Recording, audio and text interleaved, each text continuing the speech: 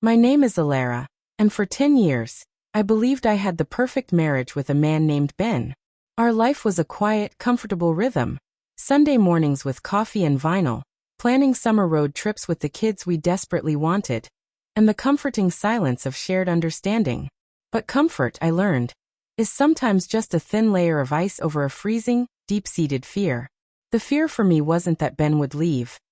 The fear was that I, Alara, the meticulous planner, the loyal partner, was inherently flawed and unworthy of his steady, unconditional love. Over the last year, as Ben worked tirelessly to launch his new software venture, often missing dinners, sending texts instead of calls, I felt the silence between us grow cold. It wasn't neglect, just distance fueled by exhaustion, but in my insecurity, I translated that distance into rejection. I felt unseen, unappreciated, and suddenly, dangerously lonely. It happened during a miserable business conference I was forced to attend out of state. It was a single, stupid, blurry night fueled by wine and a desperate need to feel desired again. It was emotional more than anything else, a brief, shallow connection with a stranger that burned itself out before dawn. When I woke up, the guilt was a physical thing, like a stone lodged in my chest, and the shame was so immense that I couldn't breathe. I drove home, rehearsing my confession, knowing I had to shatter the perfect world we built. But as I pulled into our driveway, seeing Ben standing by the door with a genuine, tired, relieved smile, the man who would drop everything if I needed him, my cowardice took over. Confessing meant facing the moral chasm I had created. Denying it, I realized in a flash of sick panic, meant finding someone else to blame. The paranoia started subtly. My phone was dead, so I used his laptop. I saw a receipt for a flower shop I didn't recognize. The truth was, he'd bought an expensive arrangement for his sister's birthday, but in my guilt-addled mind, it was proof. I found a text exchange with a new female colleague that was purely professional. But the phrase, "I'll handle that for you privately," screamed conspiracy to my frantic imagination. My entire psychological defense mechanism activated. I couldn't be the cheater because he was the cheater.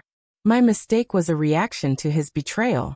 It was a twisted, self-serving narrative that allowed me to hate him instead of myself.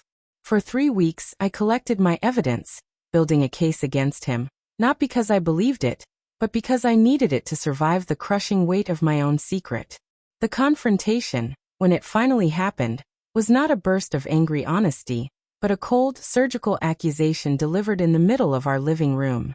I laid out the circumstantial proof, the flowers, the texts, the late nights.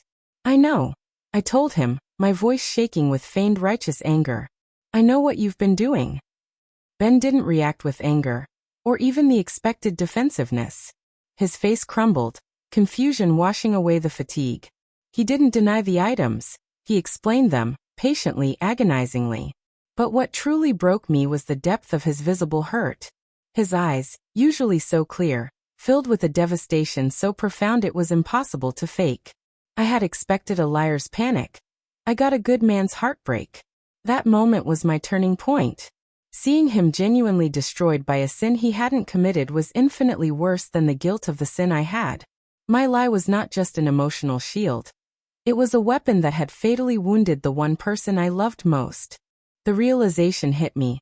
I had to tell the whole truth, the real truth, no matter the cost. The following morning, I couldn't stand the silence or the haunted look in Ben's eyes. I walked up to him while he was staring blankly out the window, and I whispered the words that felt like tearing my soul in half. "Ben, I was wrong. The cheating, it wasn't you. It was me." I confessed everything. The loneliness, the insecurity, the conference, the fleeting moment of weakness, and the desperate, cowardly attempt to shift the blame to save myself. I didn't ask for forgiveness. I only asked for him to know the full scale of my failure. I knew I deserved his hatred, his anger, his demand for divorce. What followed wasn't instant reconciliation, but an inevitable, necessary separation. He needed space to heal from the double betrayal, the cheating, and the calculated, cruel lie that followed.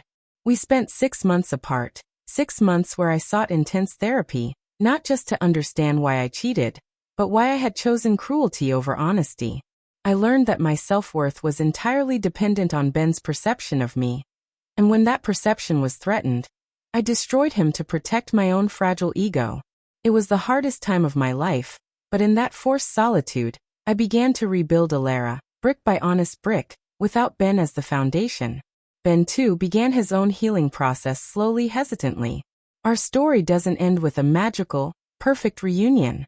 It ends with a deeply imperfect, radically honest commitment. We chose not to forget the pain but to honor it. We got back together only after we both acknowledged that the greatest threat to our marriage wasn't the single mistake, but the subsequent denial and the lie. Today, our marriage isn't the comfortable rhythm it once was. It's a deliberate, sometimes difficult conversation. It's built on the unwavering belief that truth, no matter how agonizing, is the only foundation solid enough to bear the weight of a lifetime. The most inspiring message I can leave you with is this. If you are hiding a secret, big or small, tell the truth. Don't weaponize your guilt.